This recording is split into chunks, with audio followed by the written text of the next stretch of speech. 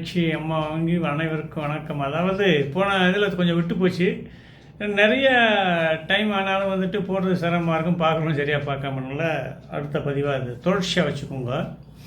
அதாவது அந்த ஈசானிய கணம் 50/75 அந்த இடம் எனக்கு ஒரு யோசனை, அது எப்படி விற்பான்? அது இந்த பிளாட்டு அவருக்கு ஒரு நன்மை செஞ்சு, பெரிய நன்மை, மாற்றமில்லாத நன்மை செஞ்சு தோக்க விடாது.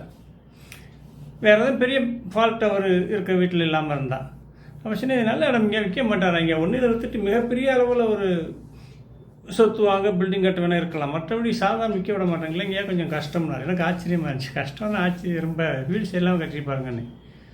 அடுத்தாப்புலேயே வீடு மீனாட்சி அம்மாரெலாம் பார்த்தீங்களா, ஆதாரங்கள் நம்ம சொல்கிறோம். மீனாட்சி அம்மா சொல்லி கொடுத்த கருத்து, அவர்கள் எனக்கு உணர்த்திய கருத்து, அந்த கருத்துக்கு நம்ம இங்கே ஒரு அமைப்பு இருக்குது, அந்த அமைப்புக்கு ஆதாரமும் பக்கத்துலேயே இருக்குது.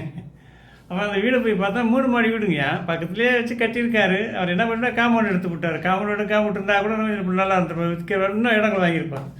காம்பவுண்ட் எடுத்து தனிச்சது ஒரு தவறு.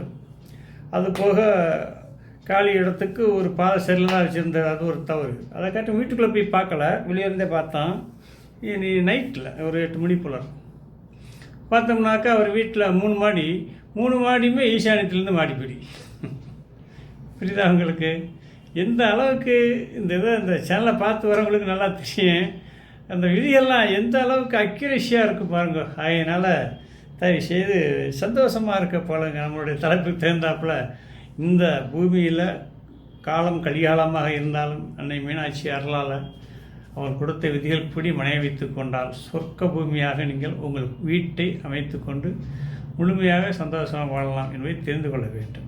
அப்போது அந்த ஈசானியத்தில் வைத்த மாதிரி ஒன்றில் வச்சு வேறு பக்கம் இன்னொன்று வச்சுருந்தா கூட இன்னும் தாங்கியிருக்கேன். இப்போ மொத்தமாக 3 கடைசி வரைக்கும் வைக்க போய் எந்த அப்போ வீட்டுக்குள்ளேயும் நிறைய குறைபாடுகள் இருக்குது, வாய்ப்புகள் இருக்குது. அந்த மாதிரி கூறிக்கொண்டு நம்மளுடைய சேனலை நீங்கள் 4 பேருக்கு சொல்லுங்கள், ஷேர் பண்ணிவிடுங்க. அடுத்த பையில் பார்ப்போம். வணக்கம்.